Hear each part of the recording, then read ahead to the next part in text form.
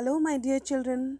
Welcome to another session of my little moral stories. Today, we are going to listen to story part 14. The title of the story is Mom Doesn't Think Men Are Superior Anymore. This is a story which is narrated by Shyama. Children, you all must have seen in some houses they give utter priority to boy child. They are special, the special food is given to them, special games, special toys, whereas girls of same age are neglected. They are discriminated in food, discriminated in games, and clothing as well. So the story talks about very important aspect of child psychology. What is that? Let's read the story and then we will analyze at last. Let's begin. My mother doesn't think men are superior to women anymore. By Shyama. My mom, no matter what happened, always considered my elder brother first and ignored me. At the table, she kept putting food into my brother's bowl and not mine, as if I were not her own child. This made me very unhappy, except that he is a boy, my brother was nothing special. People often say that men and women each hold up half the sky. Mom would see sooner or later that I would grow up better than he, I thought. One day, when I got home after school, I opened the newspaper and saw a cartoon.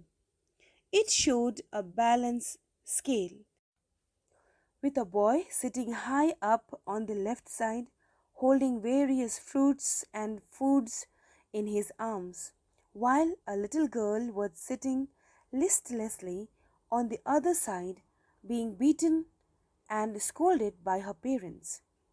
Under the cartoon, the words said, "Don't regard men as superior to women." As I looked at it, I thought of myself and felt I was just like that little girl. I cut the cartoon out of the newspaper and put it on the wall on my mom would so my mom would see it. Though it was already late at night, I could not get to sleep. Suddenly the door opened and mom came in from her night shift. She was about to eat some food when she saw the cartoon on the wall. She flew into a rage and grabbed the cartoon and threw it down on the floor. I was so scared. I pulled the quilt over my head quickly and pretended to be sound asleep. Everything was very quiet. After a while, I opened the quilt and little bit and saw Mom holding the cartoon in her hands and looking at it attentively. I was afraid she would beat me up and was so sorry I put it on the wall. Then I saw the frown clear and a smile came on her face. She put the cartoon down on the table, smoothed it out, and pasted it on the wall again. Only then did I feel as though a load had been taken off my mind and breathed evenly. It was obvious that the cartoon had stirred her. Just as I hoped, mother's attitude towards me changed. The next day, when I got home from school, I saw on the table a bowl of hot cooked rice covered with various good things to eat. Shama, come and take a seat. You would better eat it right now, or it will get cold, said mother with a smile. I went over to the table and wondered how mom changed so soon. But The cartoon had really changed her attitude. After supper, when I was about to wash the dishes, Mom said to me kindly, "Don't bother to wash them. You would better take the time to review your lessons. From now on, you should share the homework with your brother." I felt my heart warm when I heard these words. So I took out my homework. My brother came over and also began to do this homework. He took up most of the desk, and there was no space left for me to put out my exercise books. I began to argue with him. Mom came out of the kitchen when we were in a fierce quarrel and asked why we were shouting at each other. When she saw the cause of the argument, she said to brother seriously, "You are older. You should humor your younger sister." Then she made my brother make some room for me to do my homework. I was very happy because for the first time, Mom judged fairly. I realized later that she had really changed, and many times she had shown that she is not a partial as she was before. Dear children, the story gets over here. Now let's analyze the story. See, boys and girls, be it anyone, the main thing is that work that we perform. If girls and boys, both of them are working for their parents' happiness, for society's contribution, then obviously they are a human being, a true human being. Okay? And here it doesn't mean who is boy and who is girl. And there is no responsibility which is segregated between a girl and a boy. Okay? So here what do we understand is that it is arbitrary, it is illogical to discriminate between a girl and a boy. Just because somebody is a boy, it doesn't mean that they are going to be the perfect son, perfect brother for their mother and father and sister. Okay, later on we will understand to what extent they are going to help their parents, they are going to change their society. So it's all in our hand, whether it is a girl or a boy. It is in our hand to bring laurel to our parents, to bring laurel to the school where we are studying or where to which we are associated. Okay, so instead of seeing a girl and a boy, or a white person and a black person, okay, instead of going about their color, caste, creed, we should go about the qualities they bear. You must have seen fair, very fair people behaving very cunningly. They don't have beauty of manner, they don't have beauty of etiquette. Okay, so such kind of people are avoided by society.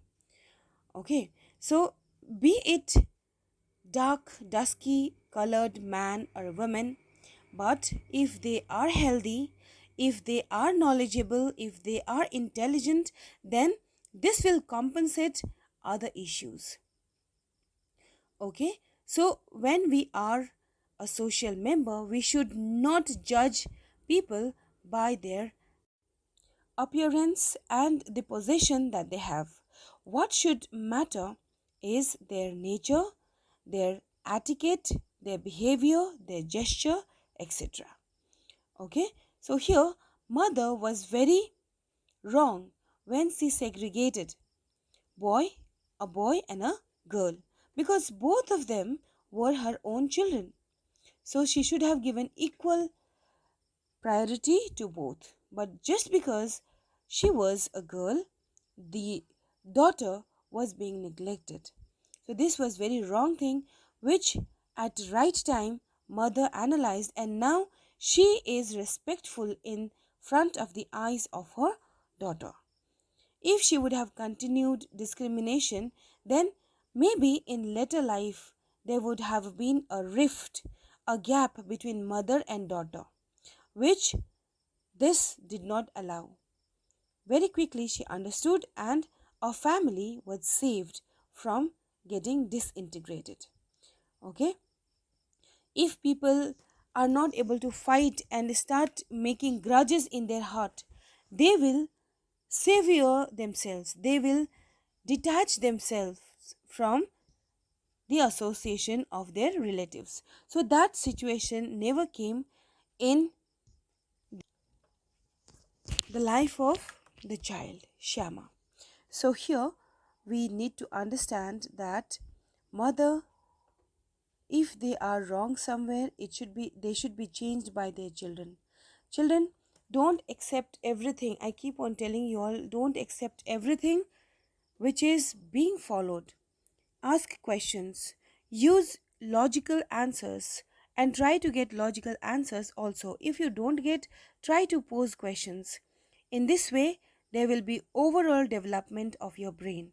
If you ask questions, then you will research work by yourself as well. Right? So, in this way, we learn so many things. That is what we need to do, and we should not discriminate between anyone, because how God has made us, that we cannot change. Some are dwarf, some are blind, okay, some are not having their hands, but their quality matters a lot. Whatever they have and whichever form they are in, if they are interviewed, if their story is written in the newspaper, in the books, then it will give an inspiration to the entire nation. So we should do that instead of wasting our time. So I hope this story is clear and accepted by all. I hope our parents never segregate between a boy and a girl, and siblings as well. Be it a boy or a girl, we should be living happily with our siblings. This is what we have learned in the poetry, The Quarrel, which is there in your class 6. So, by this note, I am ending my explanation. Thank you, everyone, and have a happy watching the video.